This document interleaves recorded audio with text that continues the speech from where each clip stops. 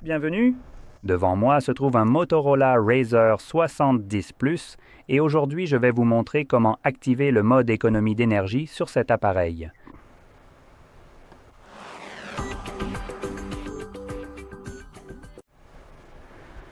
Pour commencer, vous devrez faire glisser votre doigt vers le bas depuis le haut de l'écran.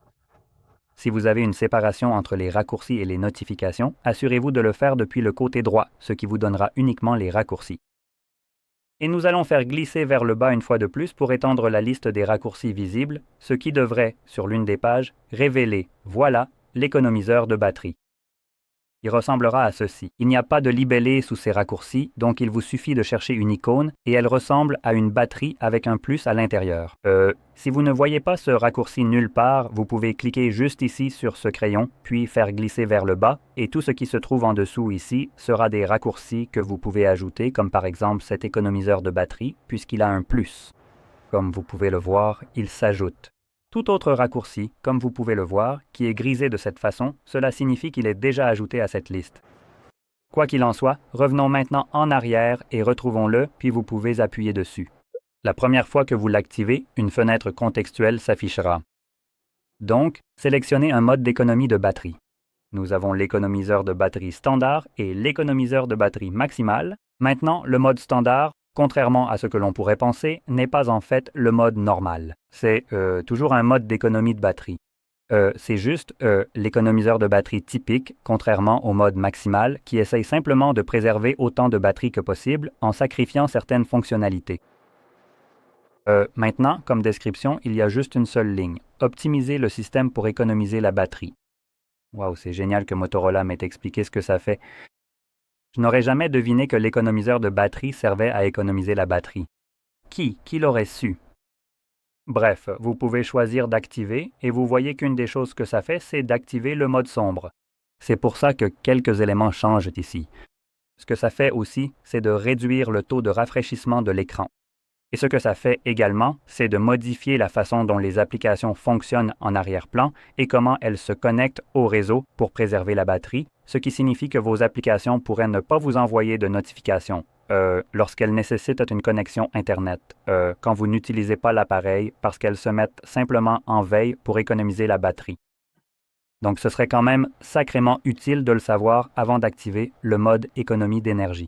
Mais tout ce que vous savez, c'est qu'il optimise le système pour économiser la batterie. Donc bref, il y a aussi certaines choses que je veux mentionner. Lorsque vous activez le mode économie d'énergie, vous pouvez le désactiver en cliquant sur un interrupteur. Mais voilà qu'il y en a un autre. Nous avions ce mode d'économie de batterie plus poussé comme option, mais vous verrez maintenant que si je l'active, rien de tout cela n'apparaît. Maintenant, lorsque vous sélectionnez l'un de ces modes pour la première fois, le téléphone va par défaut utiliser le dernier mode utilisé et il ne vous donne pas cette option la deuxième fois. Donc, pour changer cela, vous devez maintenir cet interrupteur enfoncé et cela vous amène dans les paramètres où vous pouvez choisir entre eux. Donc, je vais activer le deuxième maintenant. Encore une fois, il nous affiche une fenêtre contextuelle ici. Cette fois-ci, en fait, il y a une option ne plus demander. Donc, choisissez l'économie d'énergie maximale. L'activité du système sera limitée et les applications non essentielles ainsi que leurs notifications seront mises en pause. C'est un bon exemple de la façon dont on est censé décrire ce qui va réellement se passer lorsque vous activez cette option.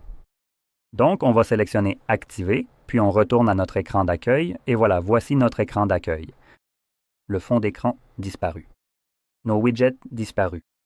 Les applications disparues.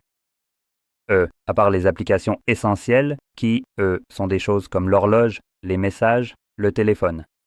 Pour une raison idiote, il y a aussi le Play Store, parce que Dieu nous en préserve, Google ne pourrait pas avoir accès à toutes les foutues données qu'ils peuvent collecter même quand vous essayez d'économiser de l'énergie. Non, non, non.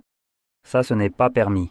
Vous êtes censé leur donner toutes vos données même quand vous essayez d'économiser la batterie, parce que, par Dieu, Google veut vos données, et ils les auront, que cela vous coûte votre batterie ou non. Et enfin, il y a les paramètres. Donc, vous pouvez utiliser certaines de ces applications même lorsqu'elles sont suspendues. Par exemple, si je veux ouvrir Photos, je peux cliquer dessus et sélectionner « Réactiver l'application » pour l'ouvrir. Donc, c'est une option pour moi. Elle redeviendra suspendue après un certain temps, donc gardez cela à l'esprit. Et ce mode est conçu pour économiser un maximum de batterie en sacrifiant autant que possible les fonctionnalités de l'appareil qui ne seraient pas, vous savez, nécessaires à son utilisation. Ce qu'il considère comme nécessaire, ce sont les messages et le téléphone.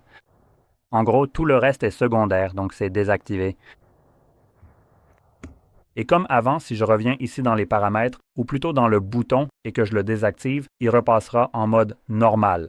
Mais lorsque j'appuie à nouveau sur ce bouton, cela va réactiver le mode ultra économie d'énergie. Donc encore une fois, si je voulais revenir au mode normal, il faudrait que je reste appuyé dessus et que je vérifie ici. Donc maintenant, si j'appuie sur le bouton, cela activera alors le mode économie d'énergie standard, ou peu importe comment il s'appelle. Voilà. Sur ce, j'espère que cette vidéo vous a été utile. Et si c'est le cas, n'oubliez pas de liker, de vous abonner et merci d'avoir regardé.